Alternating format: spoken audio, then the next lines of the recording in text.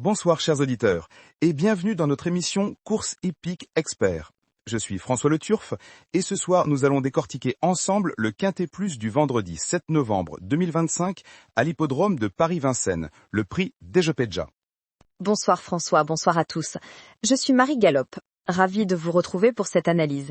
Une belle soirée en perspective sur la grande piste de Vincennes avec cette course attelée réservée aux trotteurs français de 5 ans sur la distance classique de 2700 mètres dotée de 60 000 €. Et nous avons 16 concurrents au départ, tous sur la même ligne. Exactement Marie. Cette course s'annonce particulièrement intéressante avec plusieurs chevaux de qualité qui ont montré de belles aptitudes ces dernières semaines. L'avantage d'un départ groupé, c'est que nous aurons une épreuve limpide où la régularité et la tenue feront la différence. Tout à fait. Et c'est le moment idéal pour commencer à analyser nos favoris, n'est-ce pas? Personnellement, je ne peux pas ignorer le numéro 15, Karma Power, qui se présente avec un engagement parfait au plafond des gains, déféré des 4 pieds et surtout associé à Éric Raffin, un driver au sommet de son art. Karma Power est effectivement mon favori également. Entraîné par Willy Bijon, ce fils de Bird Parker a déjà prouvé sa valeur sur ce parcours. Il revient avec 2 courses dans les jambes, un excellent timing pour être à 100% aujourd'hui. Le voir à 3-1 aux dernières cotes me semble cohérent. Derrière lui, j'ai un vrai coup de cœur pour Kazachok, le numéro 5.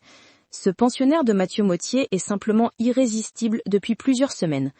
Il vient de s'imposer facilement sur les 2100 mètres de cette même piste et semble avoir franchi un palier. Kazachok est effectivement impressionnant. Sa ligne de course parle d'elle-même. Un A, 2A, 1A. Une régularité exemplaire. Il s'annonce comme le principal opposant à Karma Power. Mon 3e favori serait plutôt Kemia Duchesne, le numéro 16, récente 3e après un break et qui bénéficie elle aussi d'un engagement en or massif. Entièrement d'accord sur Kemia Duchesne. Gabriel Gelormini est aux commandes et cette jument possède un excellent record sur ce parcours en 1,19. Avec ces 3 favoris, nous avons déjà une belle base. Mais parlons maintenant des chevaux qui constituent nos secondes chances. Pour mes secondes chances, je commencerai par Kavala de Pad, le numéro 14. Cette jument reste fautive occasionnellement, mais possède une qualité indéniable. Elle est en retard de gain et retrouve un profil qu'elle affectionne. Déférée aujourd'hui, elle peut surprendre si elle reste sage tout le parcours. Kavala de Pad fait également partie de mes secondes chances. J'y ajouterai Keledi, le numéro 12, qui revient du meeting de Cannes-sur-Mer avec la forme et la fraîcheur.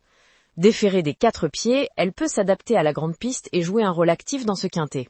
Et pour compléter ce trio de seconde chance, je citerai Kifil des Bois, le numéro 10, qui retrouve ici un engagement plus favorable après quelques sorties discrètes en province. Elle peut profiter de son expérience dans les courses de groupe pour nous surprendre à une cote intéressante, aux alentours de 16/1. Maintenant François, passons à ce que j'appelle toujours les bonnes surprises de la course, ces outsiders qui pourraient déjouer les pronostics. Dans cette catégorie, je place en premier Kaline Dulocher, le numéro 4, qui bien que souvent vu ferré, pourrait afficher des progrès significatifs après une seule course de rentrée. Bonne analyse Marie. Kaline Dulocher possède effectivement une marge de progression. Je compléterai avec Kingston de Blary, le numéro 1, qui est sur la montante et vient de prouver sa compétitivité à ce niveau. Il peut de nouveau s'immiscer dans la bonne combinaison pour une place.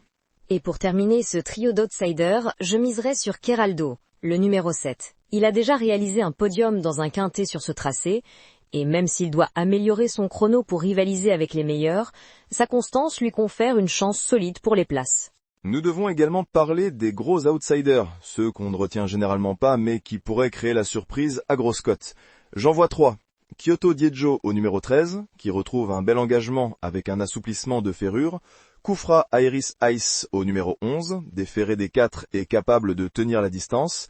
Et King George au numéro 3, qui doit certes rassurer après des disqualifications, mais possède un réel talent. Pour les gros outsiders, je rejoins votre analyse sur Kyoto Diejo et Kufra Iris Eyes.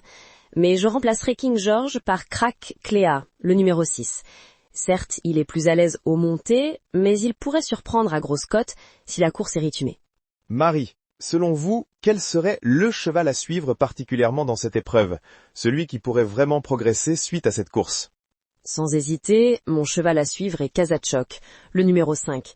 Il traverse une période faste, et même s'il ne s'impose pas aujourd'hui, je pense qu'il va continuer sa progression lors du meeting d'hiver. Il faudra le surveiller de près dans ses prochaines sorties. Intéressant. Et quels sont les 2 chevaux dont vous vous méfieriez particulièrement dans cette épreuve?